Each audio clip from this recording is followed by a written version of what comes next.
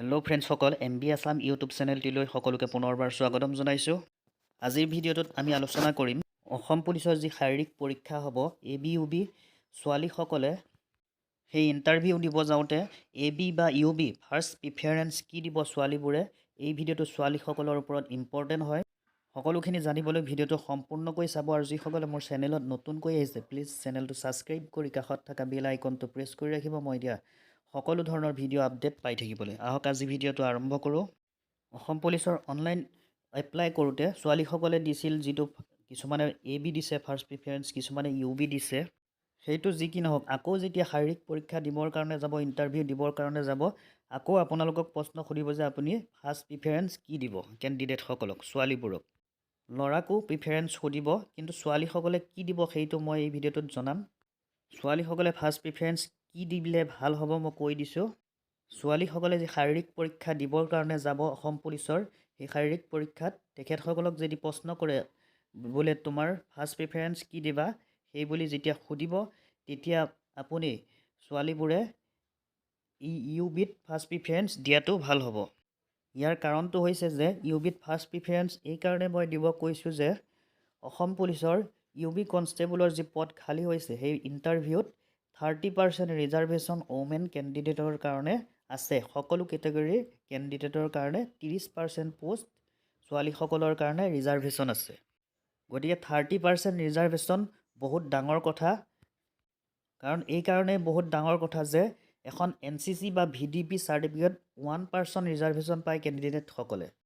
গতিকে 2 বছৰ 3 বছৰ, এবছৰ 2 বছৰ মেহনত কৰাৰ ফলত এখন NCC চাৰ্টিফিকেট পায়, VDP চাৰ্টিফিকেট পায়। সেই চাৰ্টিফিকেটসমূহ থাকিলেও 1% পোষ্ট ৰিজাৰ্ভেশ্যন দিয়ে। কিন্তু ছোৱালীসকলে কোনো হেৰি নোহোৱাকৈ 30% পোষ্ট ৰিজাৰ্ভেশ্যন দিছে, সেইকাৰণে বহুত ডাঙৰ কথা হয়। সেইকাৰণে ছোৱালীসকলে UBটো ফাৰ্ষ্ট প্ৰিফাৰেঞ্চ দিয়াটো উচিত হয়। আৰু যদি UB ফাৰ্ষ্ট প্ৰিফাৰেঞ্চ দিয়া হয়, কোনো প্ৰকাৰে যদি আপুনি UBত চাকৰিটো নাপায়, ABত চাকৰিটো লাভ কৰিবলৈ সক্ষম হ'ব ছোৱালীসকলে। গতিকে ছোৱালীসকলে ইণ্টাৰভিউ শাৰীৰিক পৰীক্ষা দিব যাওঁতে এইটো ভুল নকৰিব। ফাৰ্ষ্ট প্ৰিফাৰেঞ্চ সদায় UB দিব, তাৰপিছত ছেকেণ্ড প্ৰিফাৰেঞ্চ AB দিব।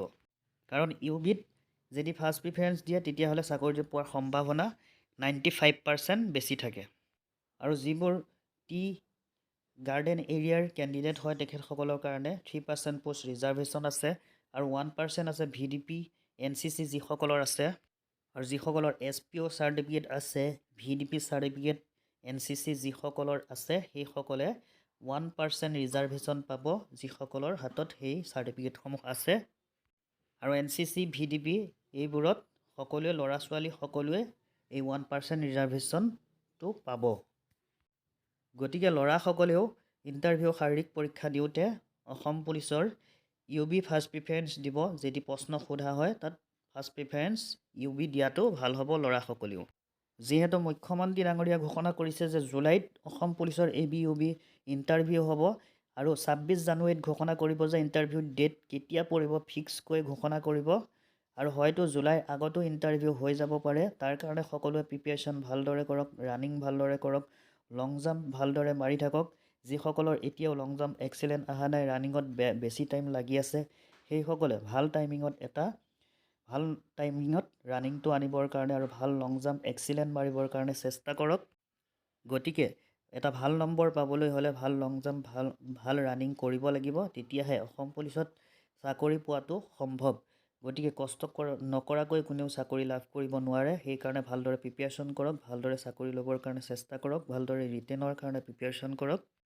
গতিকে আজি ভিডিঅ'টোত ক'বলগীয়া ইমানখিনি আছিল ফ্ৰেণ্ডসকল। ভিডিঅ'টো চাই যদি ভাল লাগিলে প্লিজ লাইক কমেণ্ট শ্বেয়াৰ কৰিব। আৰু যিসকলে মোৰ চেনেলটো ছাবস্ক্ৰাইব কৰি ৰখা নাই প্লিজ ছাবস্ক্ৰাইব কৰি কাষত থকা বেল আইকনটো প্ৰেছ কৰি ৰাখিব মই দিয়া সকলো ধৰণৰ ভিডিঅ' আপডেটসমূহ পাই থাকিবলৈ। ধন্যবাদ।